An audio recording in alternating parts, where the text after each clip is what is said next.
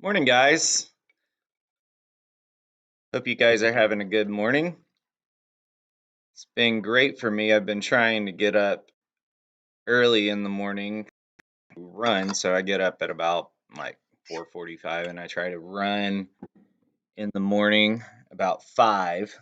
I run a couple of laps around our neighborhood and um so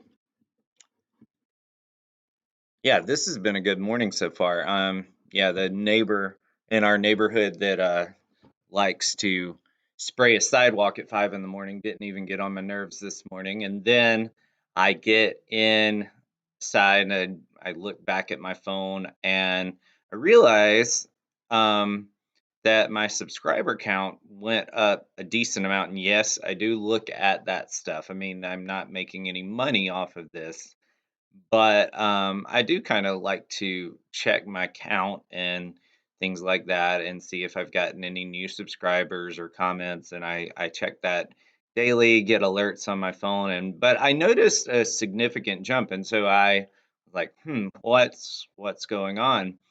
And so thank you to all of you guys that first of all have subscribed um, over the past couple of days. And this is on YouTube. I'm streaming this to Facebook as well. And then later this will be on Instagram. But thank you to those of you that have subscribed to the channel, but also thank you to those of you guys that watched the Somewhere Over the Rainbow shorts and commented on it. Thank you. I try to respond to all the comments that I can. And if you have a request, please leave those in the comments of this video or that video or any of my videos on Facebook as well. So just leave those in the comments, and I promise you I'll get to them as soon as I can. Today, I wanted to talk about um, theory a little bit, and it is some of the things that you can do with music theory slash sight reading slash reading music. Um, and really it's a balance of time versus results. So um, I have spent a lot. I went to college for music education, so I've spent a lot of time in learning how to sight read, in learning how to understand music theory. So I've spent a lot of time, and so now I have it at my disposal. And so today is going to be a day to either completely convince you that music theory is something that you need to learn, or completely tell you, hey, go look at something else. Um, so I use music theory all the time, like in making my decisions on what chords I'm going to use, in sight reading, especially. I would not be able to get my videos out as quickly as I do if I didn't know how to sight read. And one of my favorite books that taught me how to sight read, especially on guitar, I was a vocal music education major, not a guitar major.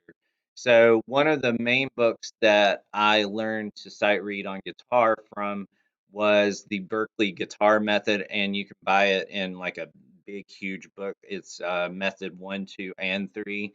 And that's a great book for starting sight reading. But a lot of these songs, like Somewhere Over the Rainbow, I am sight reading a just transcription of the song. Other songs like Fancy Like, any of the more modern songs, normally I'm playing those by ear, so I'm listening to it and just playing what I hear. So there's a mixture of both, but definitely the videos that I'm doing, like Walking After Midnight, any of those songs where I'm doing a melody with the guitar, if I had not spent that time on the front end learning how to sight read, those videos would take a lot longer. And really, those types of videos are some of my fastest videos now because I put in the work to begin with. So that's one way. If you have the time and you're interested in learning how to read music, then that is definitely something that you can use. Now, as far as like playing at church, unless you are still reading out of the hymnal, you're never going to use uh, reading music other than chord charts.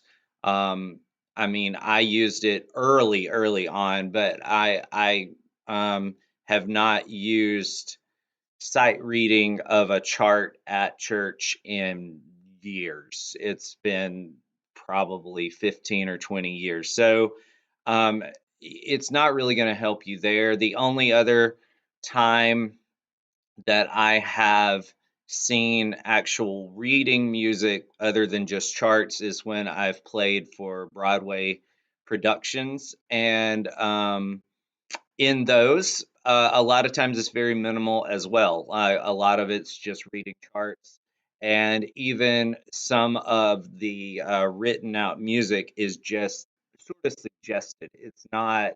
It's not a real transcription of exactly what they want you to play, like a piano part would be. And so sight reading has its benefits, but the time you'll put in is not probably worth it in most cases. And so, who is theory for?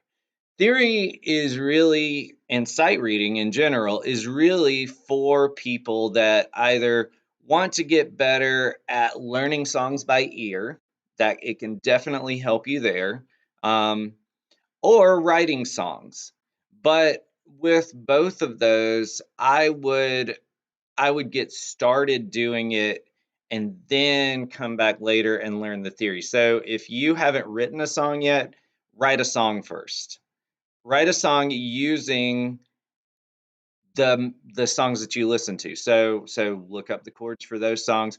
Write a song with similar chords and go from there. Like learn a couple of chords, write a song, and then if you find yourself stuck and you want to progress a little bit, then that's when you can add a little bit of theory. But definitely don't start there because, like I've said in other videos, theory is more of somebody looking back at music that's already been written and analyzing it and giving it sort of definition. So, like, this is a one chord, this is a four chord, this is a five chord, and here's how they tend to work together.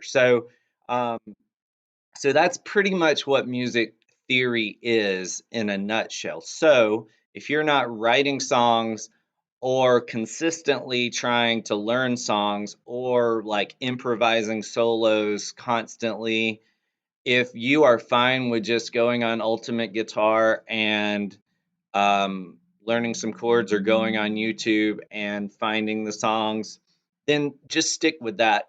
You probably aren't going to need it. If you find yourself writing a lot of songs and you're like, all my songs sound the same, then there's a couple of things you can do. You can learn a couple of new techniques in music theory.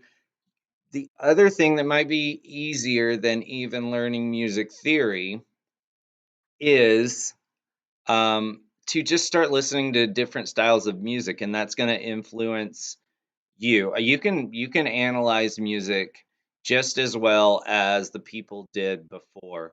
Um, and one of the greatest things about knowing music theory is when you know how music works, you also know how to break the rules. You know the rules in order to break the rules. And by the way, I forgot, I consistently forget to update my titles. So if you're watching this live or you're probably expecting some, I don't even know what the title says right now, but I'll get better at that.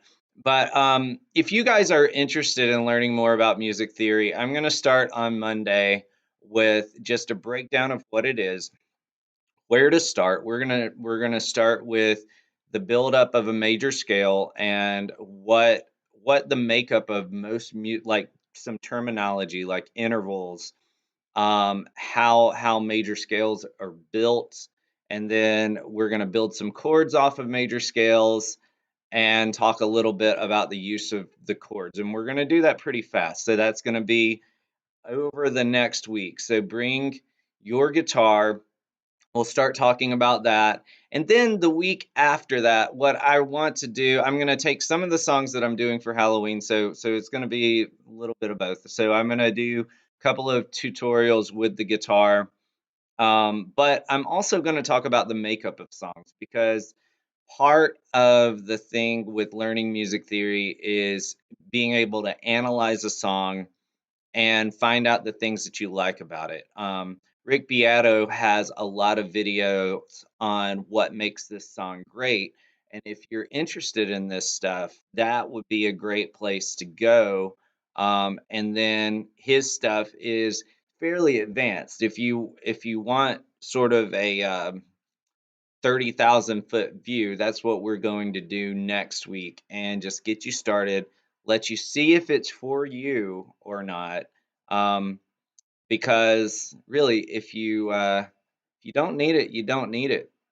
And just continue learning your songs, playing with your guitar communities, otherwise known as bands, and learning some tab. And guys, I guess that's it for today. And I will see you on Monday. Bring your guitar, and we will learn about intervals and what makes up a